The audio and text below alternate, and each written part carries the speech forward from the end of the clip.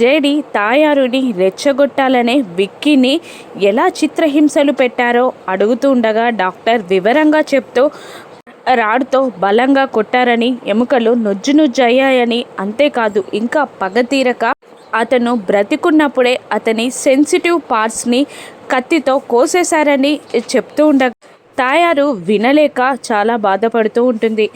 తాయారు తమ్ముడు కూడా చాలా భయంతో వణుకుతూ ఉంటాడు. అవునా పాపం, అలా చంపేశారా అని జేడి అమాయకంగా అడుగుతూ ఉంటుంది. నా కొడుకుని ఇంతలా హింసించి చంపింది ఎవరు అని తాయారు అడుగుతుండగా, ఇంకెవరు, దుండగులు మేడం అని కేడి అనేస్తాడు. దుండగులా? నేను నమ్మను అని తాయారు అంటుంటుంది. నమ్మాలి మేడం, నిన్న మీ గెస్ట్ హౌస్లోకి చొరబడి విక్కీని కిడ్నాప్ చేసింది దుండగులని మీరే చెప్పారు కదా మేడం, ఇప్పుడు నమ్మి తీరాల్సిందే అని అంటుండగా, లేదు ఇదంతా అబద్ధం అని అంటుండగా, అంటే మీ అబ్బాయిని దుండగులు కిడ్నాప్ చెయ్యలేదా? కిడ్నాప్ డ్రామా ఆడింది మీరేనా? విక్కీయే కిడ్నాప్ చేశారా అని జేడి మళ్ళీ ప్రశ్నిస్తూ ఉంటుంది. తాయారు కోపంతో రగిలిపోతూ జేడి వైపు చూస్తూ ఉండగా, ఆ కిడ్నాప్ అనేది డ్రామా అయితే, దుండగులు రావడం డ్రామా అయితే ఇది కూడా అంతే మేడం. అది నిజమైతే ఇది నిజం, అది అబద్ధమైతే ఇది అబద్ధం అంతే మేడం అని యాటిట్యూడ్గా చెప్తూ ఉంటుంది జేడి. లేదు, మీరు అన్నీ అబద్ధాలు ఆడుతున్నారు, మీరే మా వాణ్ణి చంపేశారు అంటుండగా, ప్రూఫ్స్ ఉన్నాయా మేడం అని అడుగుతుంది జేడి. చంపింది మీరే, వెతకాల్సింది మీరే, కాబట్టి ప్రూఫ్స్ ఎక్కడి నుంచి వస్తాయి అని అంటూ ఉంటుంది తాయారు. అవునా మేడం? లేదు, నిజంగా 10 గ్రూపులుగా విడిపోయి మరీ తిండి తిప్పలు మానేసి మరీ మేం వెతికాం మేడం. ఇదిగో మేము చూసేసరికి విక్కీ బాబు చచ్చి శవమై ఈ చెట్టుకి వేలాడుతున్నాడు అని వెటకారంగా అంటుంటుంది జేడి. లేదు, నువ్వే చంపేశావు నా కొడుకుని, నిన్ను వదలను అని అంటూ తాయారు ఒక్కసారిగా జేడి గొంతు పట్టుకోగా, పక్కన సాధు, వదలండి మేడం, మీరు తప్పు చేస్తున్నారు అని అంటూ ఉంటుంది. వదలండి మేడం, మీరు తప్పు చేస్తున్నారు అని జేడి కూడా అంటూ ఉండగా, తప్పు కాదు, నిన్ను చంపేసి నా కొడుకును చంపినందుకు నీకు శిక్ష వేస్తా అని అంటూ పక్కన బాడీగార్డ్ చేతిలో ఉన్న గన్ని లాక్కొని జేడీని షూట్ చేయబోతూ ఉండగా, ఒక్కసారిగా జేడీ తాయారు చేతిలో ఉన్న గన్ని లాక్కొని తాయారుని లాగిపెట్టి ఒక్కటి కొడుతుంది జేడీ. దాంతో వెళ్ళి విక్కీ శవంపై పడుతుంది తాయారు. నన్నే కొడతావా? హోమ్ మినిస్టర్ని కొడతావా? నీకెంత ధైర్యం అని అడుగుతుండగా, చంపలేదు, సంతోషించండి. హోమ్ మినిస్టర్ అయితే ఏంటి, చీఫ్ మినిస్టర్ అయితే ఏంటి, ఇటువంటివి చేస్తే సహించేదే లేదు. మర్యాదగా మీ కొడుకు అంత్యక్రియల గూర్చి చూసుకోండి, అంతే తప్ప ఇంకొకసారి ఇటువంటి తప్పులు మళ్ళీ రిపీట్ అయ్యాయంటే మేడం, నిజంగా హోమ్ మినిస్టర్ అనేది కూడా చూసేది లేదు, మైండ్ ఇట్ మేడం అని జేడి వార్నింగ్ ఇస్తూ ఉంటుంది. పదండి సార్ అని అంటూ సాధుని తీసుకొని అక్కడి నుండి వెళ్ళిపోతారు జేడి కేడి. హోమ్ మినిస్టర్ని కొట్టి తప్పు చేసావేమో జేడి అని అడుగుతుండగా, మీపై చెయ్యెత్తినప్పుడు కొట్టాల్సింది, కానీ లేట్ చేశాను సార్, ఇది టైం కరెక్ట్గా కలిసింది అని అంటూ ఉంటుంది జేడి.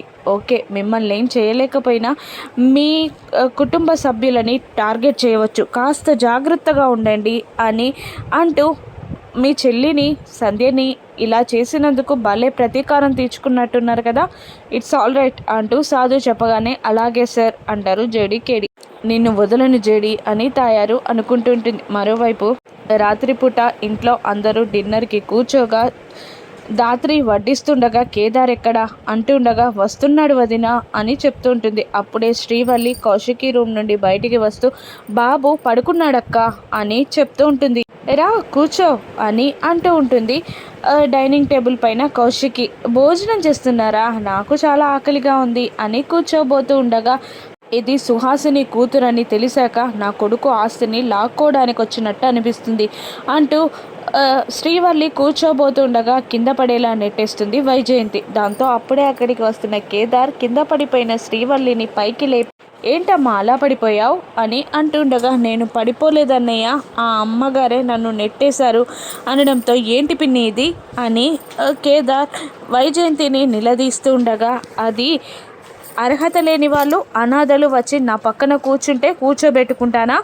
అని అంటూ ఎగతాళిగా మాట్లాడుతుండగా భోజనం దగ్గర ఏంటి పిన్ని ఇది అని అంటూ ఉండగా శ్రీవల్లిని నేను తీసుకొచ్చాను అని అంటూ ఉంటుంది కౌశికి. అయితే మాత్రం అనాథని ముష్టిదాన్ని నా పక్కన కూర్చోబెట్టుకుంటానా అని వైజయంతి అంటూ ఉంటుంది. ఆ మాటలకి శ్రీవల్లి హట్ కాగా వాళ్ళ మాటలని పట్టించుకోవాల్సిన అవసరం లేదు శ్రీవల్లి, నేను నీకు సొంత అన్నేలాగా రా, నువ్వు ఇక్కడే కూర్చో అంటూ సుధాకర్ పక్కకి తీసుకెళ్ళి కూర్చోబెడతాడు కేదార్. ఏడుస్తూనే ఉంటుంది శ్రీవల్లి. ఏంటమ్మా ఎందుకు ఏడుస్తున్నావు అని అడుగుతూ ఉండగా ఇంతవరకు అనాథ అని పిలిపించుకోవడమే తప్ప సొంత అన్నయ్య అని ఎవరు మాట్లాడలేదు, మీరు అలా అనేసరికి ఏడుపు వచ్చేస్తుంది అని అంటూ ఉంటుంది శ్రీవల్లి.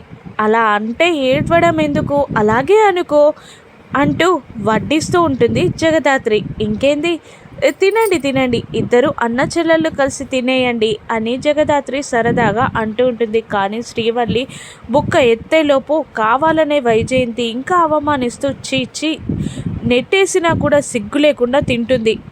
నీకు సిగ్గులేదేమో అని మళ్ళీ అవమానిస్తుండగా కౌశికి, మీకు ఎలా చెప్తే అర్థమవుతుంది పిన్ని, నా ముఖం చూసైనా తనని ఏమీ అనకండి అని కౌశికి అంటూ ఉంటుంది. వద్దమ్మా, ఏ మాత్రం బాధపడాల్సిన అవసరం లేదు అని అంటూ ఉంటాడు కేదార్. నీకే స్థానం లేదు ఇక్కడ, నువ్వు మళ్ళీ మాట్లాడుతున్నావా అని యువరాజ్ అంటుండగా ఒక్కసారి సుధాకర్, ఇక ఆపండి, మీకు సహాయం చేయడం రాదు, చేసిన అమ్మాయిని ఇలా బాధ పెడతారా అని అంటూ నువ్వు తినమ్మా అని అనగానే శ్రీవల్లి నోట్లో బుక్క పెట్టుకోగానే వైజయంతి, యువరాజ్, నిషిక అక్కడి నుంచి లేచి వెళ్ళిపోతారు. ఇక వీళ్ళు ముగ్గురు కలిసి భోజనం చేస్తుండగా జగదాత్రి ఆనందంగా వడ్డిస్తుంటుంది. కేదార్ని చూసి నాకు అన్నయ్య ఉంటే ఇలాగ ఉంటాడేమో, నానే ఉంటే ఇంత మంచిగా ఉంటాడేమో అని అనుకుంటూ ఉండగా సుధాకర్కి పొలమారుతూ తలపై తడుతూ శ్రీవల్లి వాటర్ తాగిస్తూ ఉంటుంది సుధాకర్కి. ఎవరో కావలసిన వాళ్ళు తలుచుకుంటున్నట్టున్నారయ్య గారు, అన్నం తినేటప్పుడు మాట్లాడొద్దు, లేదంటే అన్నం మెతుకులు ఊపిరితిత్తుల్లోకి వెళ్ళిపోతాయి అని శ్రీవల్లి అంటూ ఉండగా ఒక్కసారిగా సుహాసిని గుర్తొస్తుంది సుధాకర్కి. తనేంటి సుహాసినిలాగా మాట్లాడుతుంది అని అనుకుంటూ ఉంటాడు సుధాకర్. అబ్బో, నీకు చాలా తెలుసు శ్రీవల్లి, వచ్చి కూర్చొని తిను అని జగదాత్రి వడ్డిస్తూ ఉంటుంది. ఇక తెల్లవారగానే ఒక పెద్ద బిజినెస్ డీల్కి పార్ట్నర్స్ రాబోతుండగా కౌశికి కంగారు పడుతూ ఉంటుంది. ఇక అప్పుడే రండి కూర్చోండి వదినా అని అంటుండగా, అమ్మో టెన్షన్లో ఉన్నాను, ఇప్పుడు కూర్చోలేను అని అంటూ ఉంటుంది. నవ్వేస్తుంది జగదాత్రి. సుధాకర్ ఏ ఛానల్ పెట్టాలో ఆలోచిస్తూ అటు ఇటు మార్చుతూ ఉండగా, ఏంటి ఏ ఛానల్ చూడాలో అర్థం కావట్లేదా సార్, మన ఛానలే పెట్టండి అని అంటూ ఉంటాడు కేదార్. అప్పుడు లేదు, పక్క ఛానల్లో ఏం జరుగుతుందో ఏం టెలికాస్ట్ అవుతుందో తెలుసుకోవాలి, మన ఛానల్ని ఇంకా ఇంప్రూవ్ చేసుకోవాలి అని సుధాకర్ బిజినెస్ ట్రిప్స్ ఇస్తూ ఉండగా, ఊరికనే అయిపోరు బిజినెస్ మ్యాగ్నెట్స్, చూసి నేర్చుకోండి అని సుధాకర్ని చూస్తూ అంటూ ఉంటుంది జగదాత్రి. నవ్వేస్తాడు కేదార్. అప్పుడే డి న్యూస్ ఛానల్లో దివ్యాంక ఛానల్ యువరాజ్కి అసంఘిక వ్యక్తులతో మాఫియా డీలింగ్స్ ఉన్నాయని, కావాలనే పోలీసులు అరెస్ట్ చేయట్లేదని, కౌశికి అడ్డుపడుతుందని న్యూస్ టెలికాస్ట్ చేస్తుండగా ఒక్కసారి యువరాజ్ ఆపేస్తాడు. ఫేక్ న్యూస్ టెలికాస్ట్ అవుతుంది అని అంటుండగా, అది ఫేక్ న్యూసా, అది నిజం కాదా, చేసిన పాపాలు ఊరికనే పోతాయా అని కౌశికి అంటూ ఉండగా, అది అక్క అని అంటూ ఉండగా, చూసావా ఈరోజు ఫారెన్ డెలిగేట్స్తో మీటింగ్ ఉంది, అది తెలుసుకొని దివ్యాంక కావాలనే ఈ టైంలో టెలికాస్ట్ చేసింది అంటుండగా, దాన్ని నేను వదులను అని అంటుంటాడు యువరాజ్. ఏంటి మళ్ళీ చంపేస్తావా, నువ్వు ఓ పని చేసి నాపై భారం పారేస్తావా అని తిడుతూ ఉంటుంది కౌశికి. ఇప్పుడు యువరాజ్ ఏకే శిక్షణ విధిస్తుంది, డీల్ సెట్ అవుతుందా రాను ఎపిసోడ్స్లో చూద్దాం. Thank you for watching.